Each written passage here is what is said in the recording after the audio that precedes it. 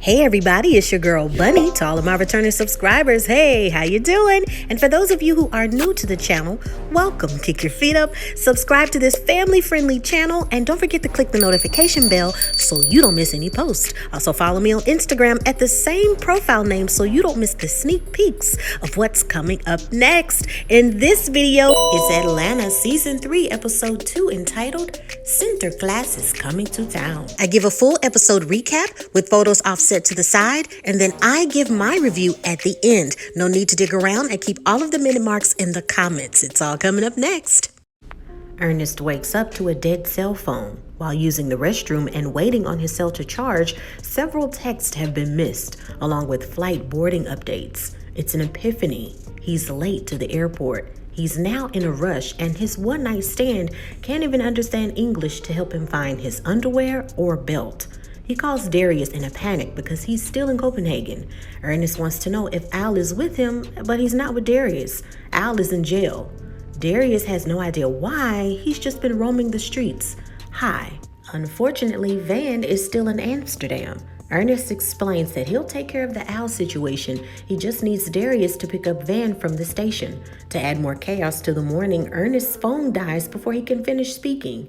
When he arrives at the airport, security needs to search him, but he's lost his belt and underwear. But security doesn't care. They need him to raise his arms for the search, and then Ernest's pants falls, exposing his business to the world.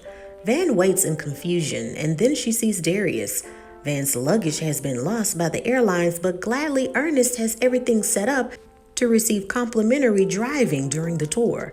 During small talk in the van, we learn that Van's daughter is back home with her parents. She has a new boyfriend, and Darius can't have children due to an accident as a kid in Nigeria.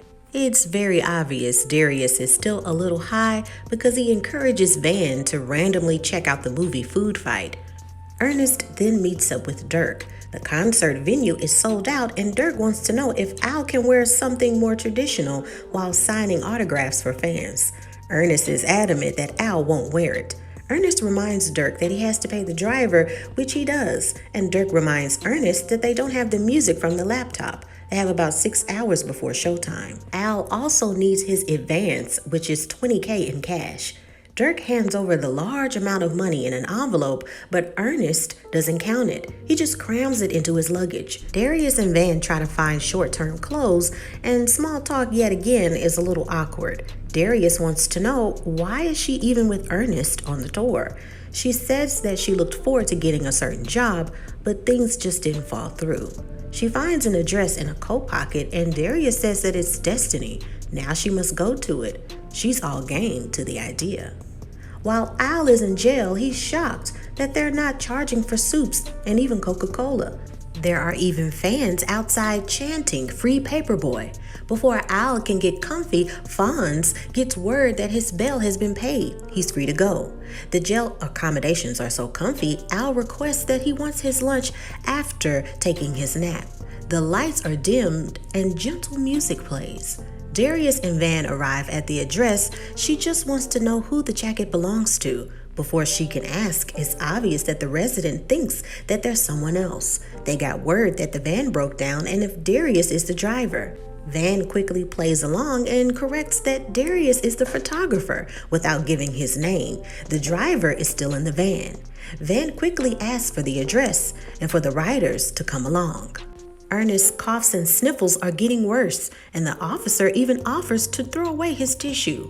Al is then released, strolling down the hall and talking about how amazing their fabric softener is and how he's enjoyed his stay. Fans are still waiting outside for Paperboy, and he asks Ernest for what he wanted, the advance. He grabs the envelope only to throw a large quantity into the crowd. As they walk down the street, they witness someone in costume, which appears to be St. Nicholas or priest-like, with a small child in the back, is what's decorated as Western society would call blackface. They ask the driver, what's going on with the blackface? But he explains that it's a tradition for the kids, known as Zwarte Piet. The blackface is due to the character falling down the chimney, with St. Nicholas. Ernest feels like it's a lie for blackface, but they roll with it. Darius and Van continue their ride with the group until they reach their destination. When they walk through the door, they are draped with white garments. It seems to be a ceremony for someone who is very ill. Darius is so high, he thinks that it may be Tupac, the Dutch version, but he has no problem being the assigned photographer. Van speaks with a death doula. She's assigned to help the person who's slowly passing transition in peace, surrounded by love. Van says that her name is Vanessa, and the doula wants her to share her journey in life so far. Van shares that she's recently been suffering from panic attacks, but she stops sharing and then changes the subject to food. She's not there with her boyfriend. She's there with her boyfriend's friend. They're on tour. And she stops speaking. The doula believes that she's exactly where she's destined to be. Al and Ernest arrive at the hotel and they see even more people dressed in the Zwarte Piet costume, which makes them feel strange. Al then sees some women in the lobby who he can't dodge. He doesn't even want to talk about what happened to him. When they get to the room, it's completely trashed. Now Al has to tell what happened. Al and the ladies were slowly starting to begin to have sex, and the two women get in an argument over a racial slur. Apparently, the white woman didn't see the error in using the N-word. They even crashed furniture out of the window. Al says that hoes are the same no matter where you go, but he won't sweat it. He just wants to take a good shower and settle in. Ernest then calls for emergency delivery for a laptop that was left at a music venue. Once again, another employee with Zwarte Piet face paintings. Back with the Delta doula, Van, known now as Vanessa, offers some kind words to the patient. She holds his hand and says, "It's okay," several times. There is a peace and quiet until the doula presses a control to release a lever landing over his head. The panel is material that strangles him. Van is shocked, listening to the man struggle, gasping for air.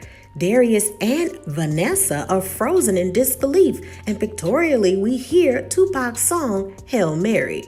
The concert is ready to roll later that night, but Al does not want to perform. The crowd is all dressed for Zwarte Piet black, face paint, red lips, and afros. Ernest says that he will handle everything, but Al must remain discreet. Instead of telling Dirk the real story about why Al doesn't want to perform, Ernest says that he has a cold, he's sick, just like him, and he won't be able to go up. He will just have to fill the insurance claim and get what he needs from the hotel. Dirk is so upset, he thinks that Ernest is trying to cheat him out of a performance. They are literally fans that have been waiting for hours for Paperboy. Now he can't perform? Dirk says that he will destroy Ernest and runs after him, but it's tough. After getting into the Zwarte Piet crowd, Dirk then takes out his anger on a random fan who he thinks is Ernest and starts to beat him up. He even says over and over again, "Why are you making me do this to you, Ern? Why?" Ernest listens in the hallway, shocked, but happy that they can leave the venue. When Ernest returns to the hotel, it's late, and he sees Van. "Hey, you're up. What are you doing getting ice at 4 a.m? She tells him she's getting ice, and she's fine. Ernest then goes into the room and collapses on the bed, but he can't rest long. Al is texting him over and over again, demanding 300 pieces of chicken, all legs. And that is the end of the episode.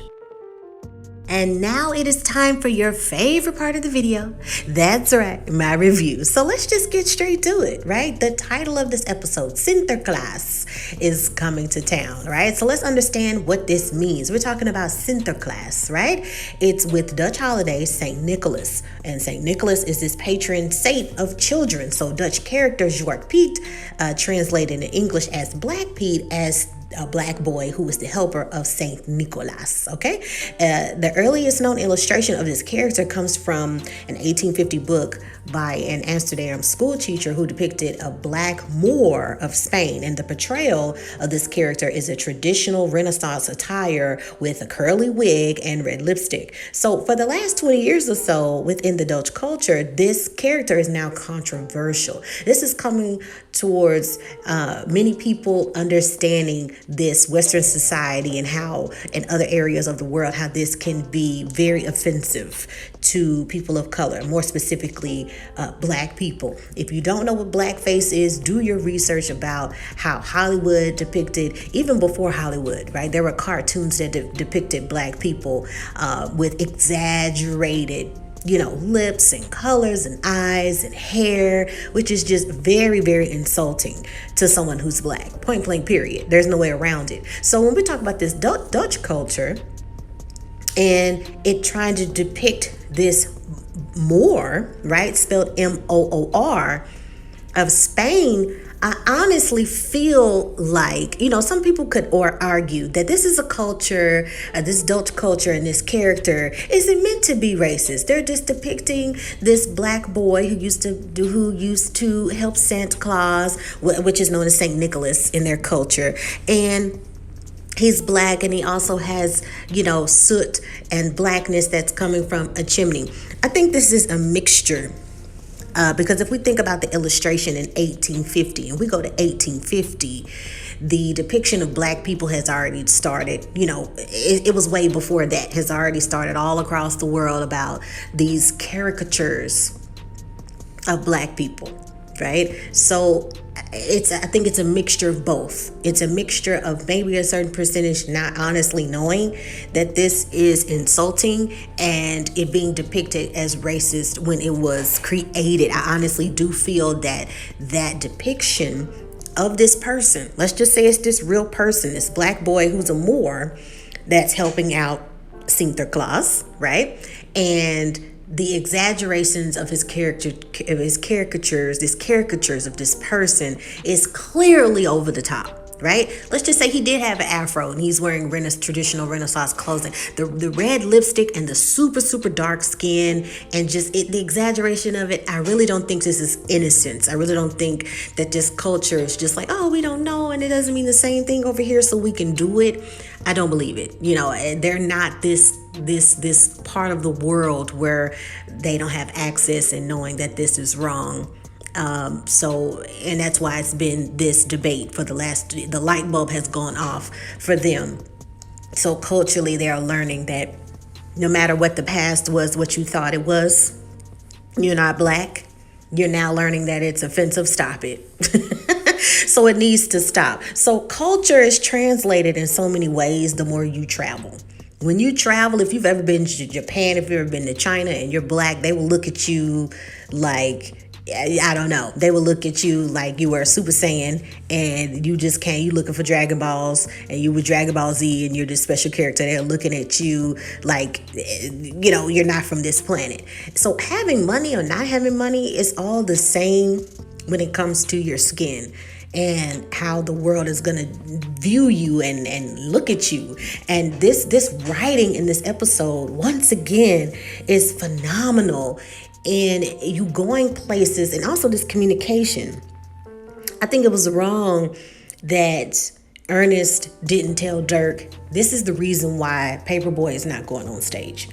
He still had the right not to go up there. You know what I'm saying? Anybody would have been like, I'm not performing with a sea of that. You know what I mean? But I think had he communicated that, maybe that would have had Dirk learn what he needed to learn instead of saying that he was sick. So when we talk about having money, it's the same no matter where you go. It's what Paperboy says, same groupies, fake friends, business, greed, it's all the same no matter where we are in the country. Now let's talk about the correctional facilities across the world compared and contrasted to America in the embarrassment of our jails, modern day slavery, the benefit of money. And there's lots of reaction videos of people on YouTube who have reaction videos of looking at other jails in different countries. And they are specifically for, getting you back into the real world of being correction. If it's a correctional facility, it's supposed to be correcting and helping you this system of how crimes are punished and how people are punished, because think about it. We're looking at the range of offense. Now let's talk about if you're in there for a parking ticket, is it fair for you to be in there with murderers, Well, according to America, yeah, you're all going to go in one big bin. Good luck for your health and safety. A lot of people actually go through so much not being a criminal with criminals, and they're traumatized and hurt when they're gone back into society. We're also talking about your record. Let's not even start the conversation of being black in any type of system in America and the crime not matching the punishment. Once again, this series is good with helping starting debates and conversations of things that are swept under the rug a lot.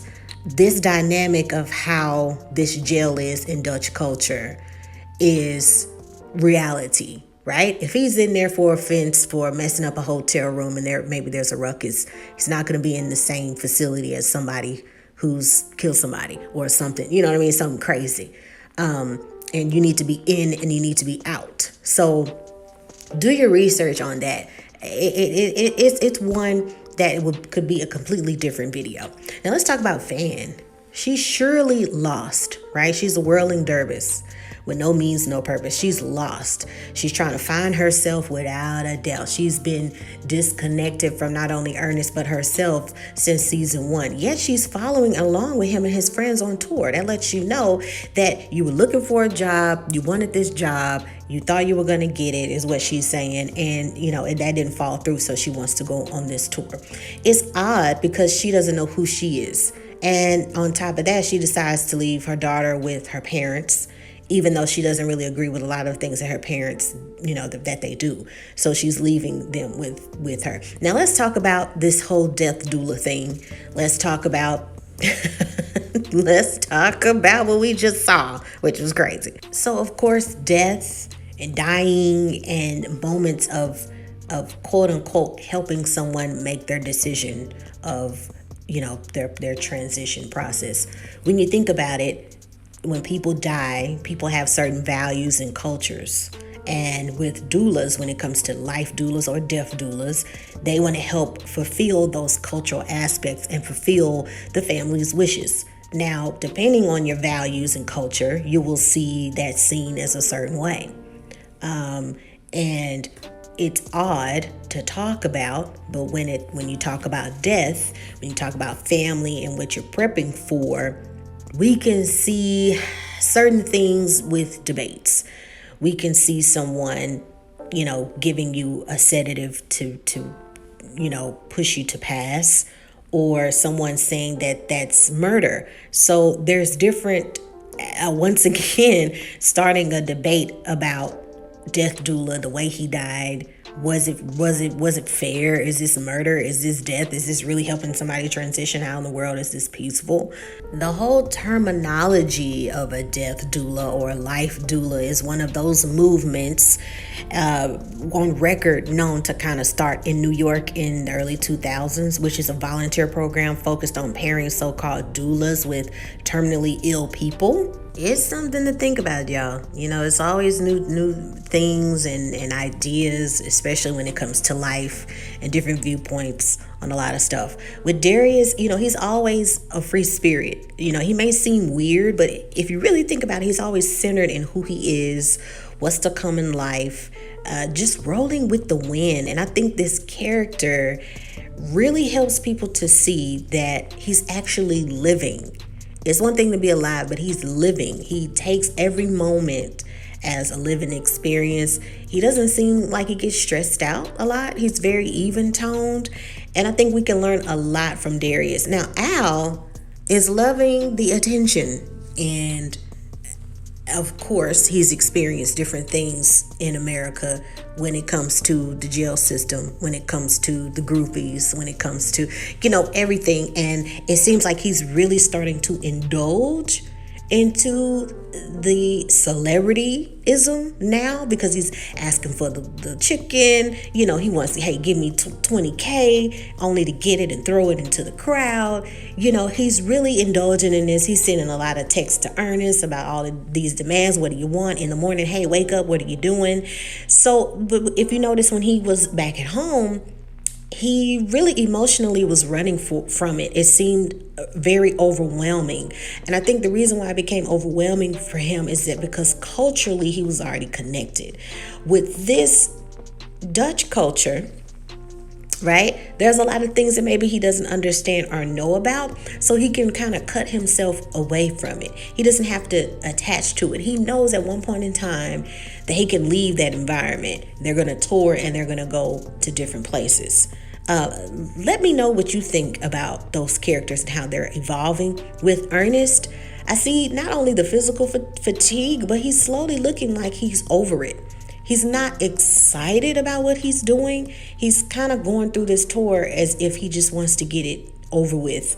I hope very soon that they will allow us in this season to see his experience with school and what happened with that. They've touched on it. They've given us clues here and there, but some flashbacks about him actually being in school, him making the decision, or if something happened, along the way that made him not want to go to school anymore. I think that would be the crescendo of the entire series for us to know about this guy, because we're getting deep into a lot of people. We also need to learn more about Darius. We've tapped into Van's life a little bit, but there's so much depth with the characters that we haven't touched yet, which is a good thing, because you want series to have longevity and you want them to have life. It wouldn't surprise me that this series would go to maybe season 5 or season 6, because we still have a lot to learn.